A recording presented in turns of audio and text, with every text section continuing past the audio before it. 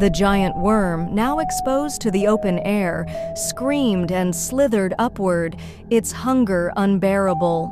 It turned toward the nearest source of food, Chiamaka, but there was nothing she could do as it was too late.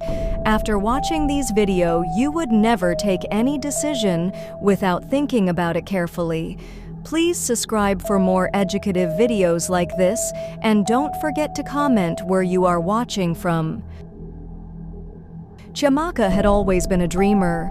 From the time she was a little girl, growing up in the city of Kaduna, she had fantasized about walking on grand stages, wearing elegant gowns, and hearing crowds chant her name.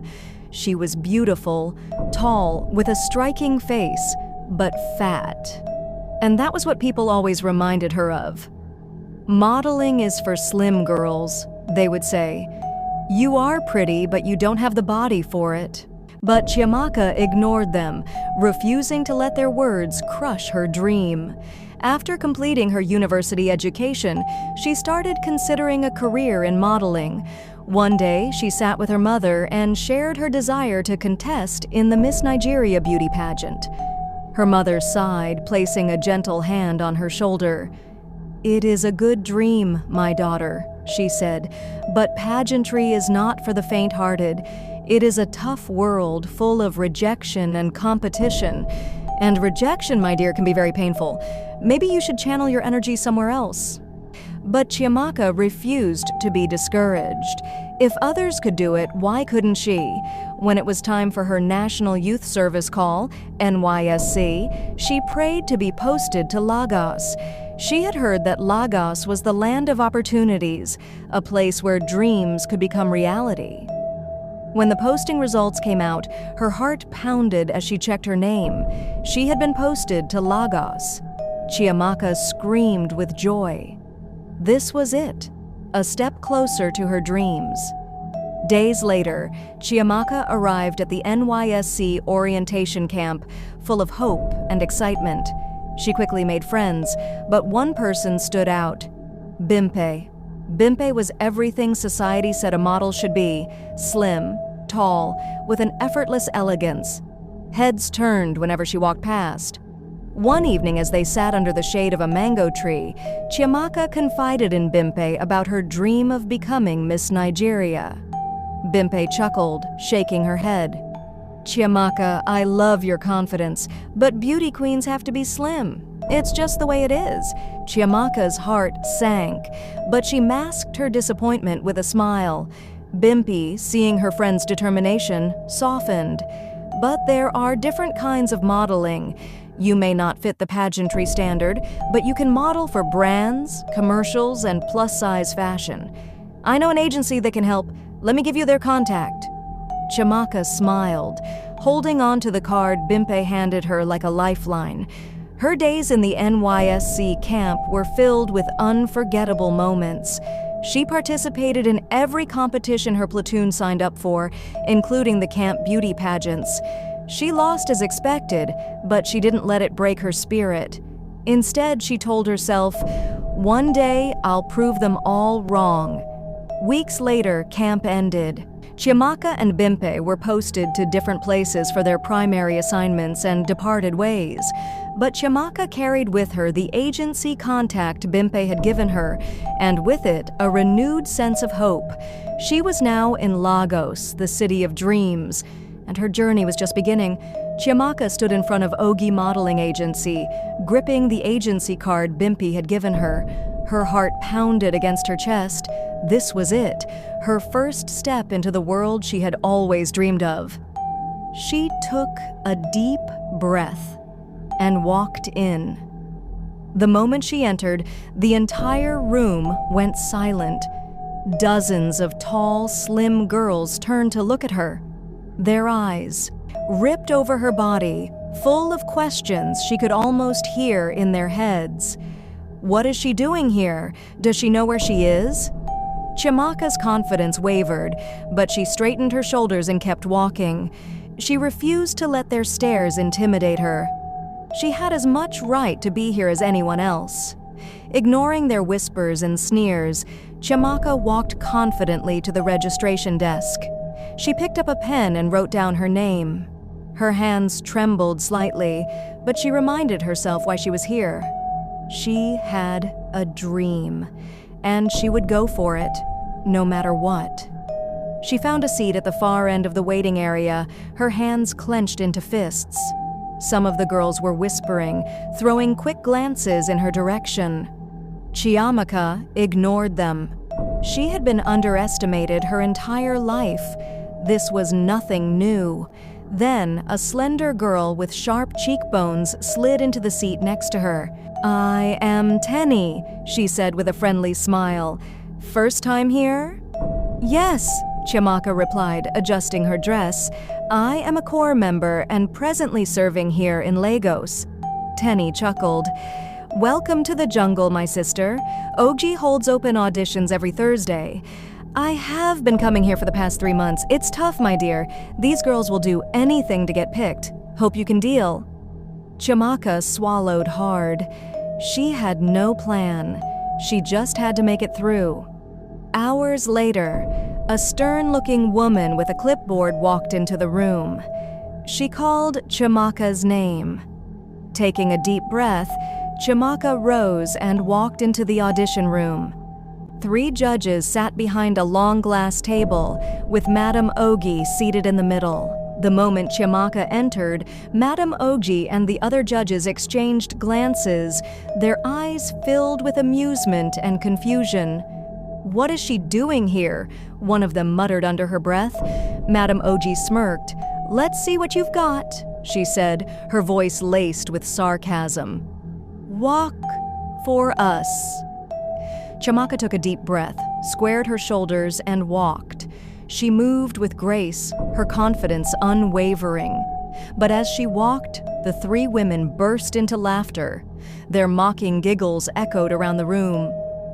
"You are fat," Madame Ogi sneered, shaking her head. "Do you think a pretty face alone will get you anywhere? Modeling is about the body. Go cut your fat. Next." Chiamaka felt as though the walls had collapsed around her. Tears welled up in her eyes, but she refused to let them fall. She turned and walked out of the room, her vision blurring. As soon as she stepped outside, the humiliation washed over her. The rejection stung deeper than she had imagined. She had come so far, only to be turned down by cruel words. Tenny walked up to her, arms folded. "I told you this place was a jungle," she said, but her voice was soft. Chiamaka sniffed, trying to control her emotions. "She called me fat." Tenny sighed and placed a hand on her shoulder. "If you really want this," Tenny said, her voice softer than before, "you need to be willing to do whatever it takes." Chiamaka looked at her, her eyes still red from crying. "What do you mean?" Tenny glanced around, ensuring no one was listening. Then she leaned in and whispered, "There's a doctor in town who can help. He has a special treatment, a quick way to shed weight." Chiamaka frowned. "A doctor? What kind of treatment?" Tenny shrugged. "It's just an injection. Safe. A lot of girls in the industry use it, even some of the top models and actresses. You will lose weight fast and get the body they want." Chiamaka hesitated. It sounded too easy, but the echoes of Madame Ogi's cruel words rang in her head. "Go cut your fat." She swallowed hard. "Will it really work?" Tenny smiled. "Trust me, you'll be unrecognizable in weeks." Chiamaka closed her eyes, then exhaled deeply. "Okay," she whispered. "Take me there." Tenny took Chiamaka to a small clinic hidden deep within Surulere. The walls were lined with posters advertising guaranteed weight loss and get the body in weeks. The air smelled of antiseptic and desperation. Dr. Lawal, a man with piercing eyes and an unsettling smile, greeted them. "You're here because you want to be a model?" he asked, sizing Chiamaka up like a product on a shelf. Chiamaka nodded. "Yes, sir. I need to lose weight fast." Dr. Lawal smirked. Fast weight loss is dangerous, but I have something that works." Chiamaka hesitated. She had heard stories of models going to extreme lengths, but she never thought she would be one of them. She glanced at Tenny, who nodded reassuringly. "Do you want this or not?" Dr. Lawal asked. Taking a deep breath, Chiamaka nodded. "I will do it." Dr. Lawal pulled out a small syringe with a clear liquid. "This is Slim Tox. It will help you burn fat, but you must follow strict rules. No overeating. It's healthy." Taking a deep breath, Chiamaka stretched out her arm. Dr. Lawal injected the Slim Tox into her veins. Over the next few weeks, Chiamaka's transformation was drastic. Her clothes became loose, her face sharpened, and her cheekbones stood out. People noticed as her weight loss was unbelievable. She dropped from 90 kilograms to 70 kilograms in 6 weeks. By the time she reached 65 kilograms, Chiamaka barely recognized herself in the mirror. She loved every bit of her new body. Feeling confident, she walked back into Ogi Modeling Agency. This time, the stares were different. People no longer whispered in mockery. They watched in admiration. When Chiamaka walked into the audition room, Madame Ogi looked her over and nodded. "You have improved," she said. "Nah, let's see you walk." Chiamaka strutted across the room, elegance in every step. The laughter from the last audition was gone. When she finished, Madame Ogi clapped her hands together. "You are in," she announced. "Welcome to Ogi Modeling Agency." Tears of joy welled up in Chiamaka's eyes. She had done it. She had proven them wrong. But deep inside, something felt off. Something was changing within her, and she had no idea how much she had truly sacrificed. Chiamaka's success at Ogi Modeling Agency was a dream come true, but the price of her transformation soon became evident. At first, everything seemed perfect. She basked in the admiration of others. Her newfound slim figure opened doors she had never imagined.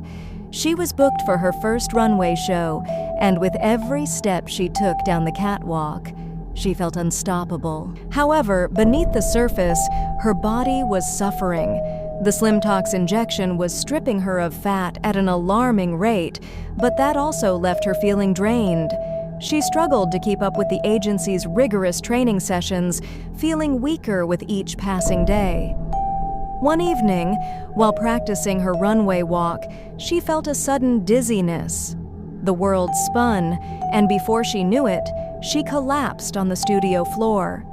Gasps filled the air as models and instructors rushed to her side. Madame Ogi frowned, her expression unreadable. "You need to maintain your strength, Chiamaka. Are you eating properly?" Chiamaka nodded weakly, though she knew the truth.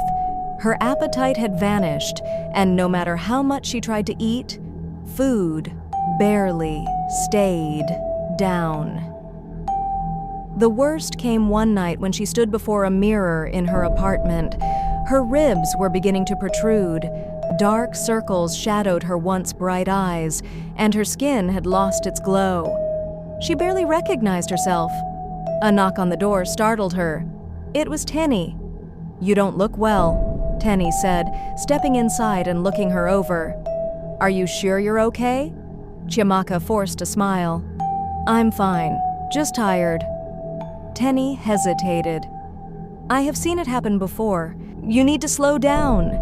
But Chiamaka wasn't ready to listen. She had fought so hard to get here. She couldn't stop now.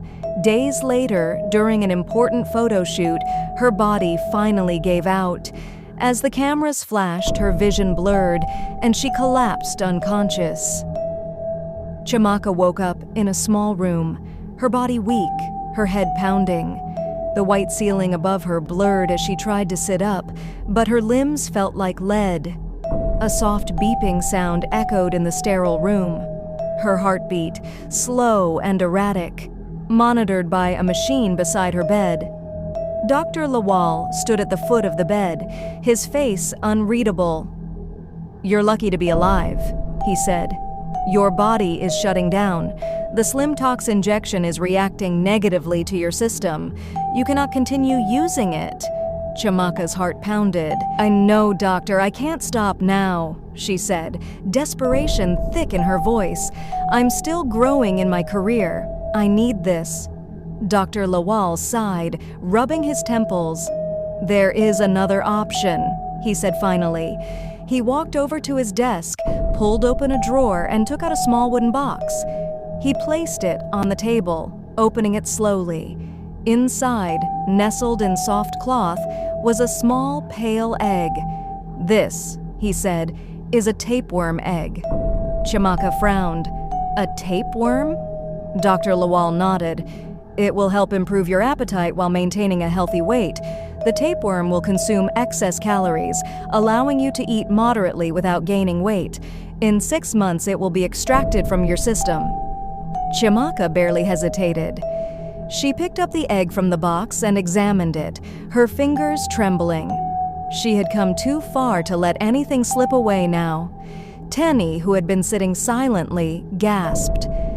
"Chiamaka, this is crazy. You can't do this." Chiamaka ignored her, looking straight at Dr.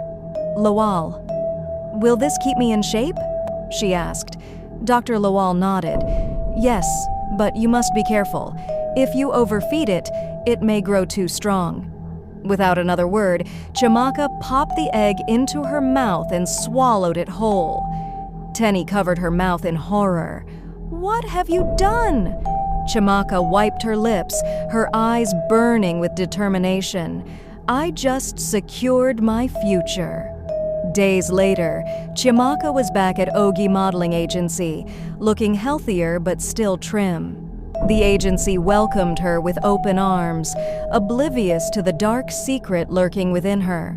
After Chiamaka's return to the agency, she was desperate to get back in shape. She was losing deals as brands saw her as being too skinny. Determined to regain her appeal, she started eating like a glutton, ignoring Dr. Lawal's instructions to eat moderately. Within 2 weeks, she had gotten back in shape. At first, everything seemed perfect. Chiamaka was thriving at Ogi Modeling Agency, booking gigs and walking runways. She had the body she always wanted, and the industry finally accepted her. But something felt off. As days passed, her hunger became unbearable. No matter how much she ate, she always craved more. She tried to ignore it, to suppress the gnawing emptiness in her stomach, but it grew stronger each day. One night, she woke up drenched in sweat, her stomach twisting painfully. She rushed to the kitchen, devouring everything in sight. Bread, rice, fruits, anything to fill the void. But no matter how much she ate, the hunger remained. Tenny noticed the changes. "Chiamaka, are you okay? You ate so much, but you still look the same. It's like the food disappears inside you." Chiamaka forced a smile. "I'm fine, Tenny. I'm just stressed." But she wasn't fine. Something inside her was consuming her from within. During a major fashion shoot, she felt something shift inside her. A searing pain shot through her stomach. She clutched her abdomen, barely able to stand. The photographer's voice faded as her vision blurred. Then, darkness.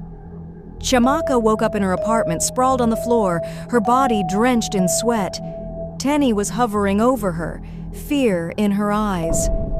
"You collapsed at the shoot," Tenny said. "I had to bring you home."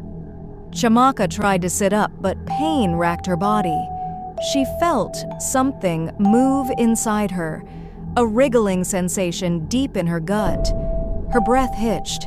Panic clouded her thoughts. She stumbled to the mirror, lifting her shirt. Her stomach, once toned and perfect, was now slightly bloated. She pressed her fingers against her abdomen and gasped. Something slithered beneath her skin. A sharp knock startled her. She turned to see Tenny holding her phone.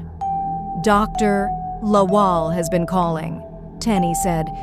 "He wants to speak with you." Chiamaka's heart pounded. She grabbed the phone with trembling hands and pressed it to her ear. "Doctor, something is wrong. Something strange is moving inside my body." Dr. Lawal's voice was calm but firm. "I was afraid of this. You have overfed it." Chiamaka's blood ran cold. "What do I do?" Dr. Lawal sighed. "You need to come in immediately. If we don't remove it soon, it will take full control." Chiamaka's legs gave out beneath her. She clutched the phone, her breathing ragged. She had wanted beauty, perfection, but at what cost? As she stared at her reflection in the mirror, watching the faint movement beneath her skin, she realized the truth. She was no longer in control. Quickly, Chiamaka changed into something simple, grabbed her bag, and rushed out of the house. The streets of Lagos blurred past her as she struggled to breathe. Dread settled in her stomach. She needed to get rid of it. Now, when she arrived at Dr. Lawal's clinic, he wasted no time. He pointed to the examination table. "Lie down," he instructed. Moments later, he asked her to sit up. His face was grim. "You have overfed it," he said. "It is too big now. It must come out." "What do I do?" Chiamaka asked breathlessly. Dr. Lawal handed her a small bottle. "This is a worm expeller. Take it once you get home, but you must not eat anything for 2 hours. After that, it will force its way out, and once the worm is out, you must grab it by the head and kill it." Chiamaka's eyes widened. "Kill it?" she echoed in fear. "Yes, you heard me right. Kill it." Chiamaka nodded hesitantly, grabbed the bottle, and hurried home. The moment Chiamaka entered her apartment, she went straight to the bathroom, locked the door, and dropped onto the cold floor. She took the pill and stripped down, throwing on something light before stepping into the bathtub. The wait was agonizing. Hunger gnawed at her, but she clenched her fists, willing herself to stay still. An hour passed, then another. Just when she thought nothing was going to happen, a sudden excruciating pain ripped through her abdomen. She screamed, her body convulsing as the thing inside her began to move. Tenny's tiny voice echoed from outside the bathroom door. "What's happening?" "Open the door." But Chiamaka ignored her, clutching her stomach as the pain intensified. Slowly, the massive tapeworm began to emerge. Her cries filled the room as inch by inch, the monster slid out of her body. The moment it was fully expelled, Chiamaka collapsed against the tub, gasping for air. Momentarily relieved, instead of killing it like Dr. Lawal had instructed, she grabbed it by the head and threw it out of the bathtub in distrust.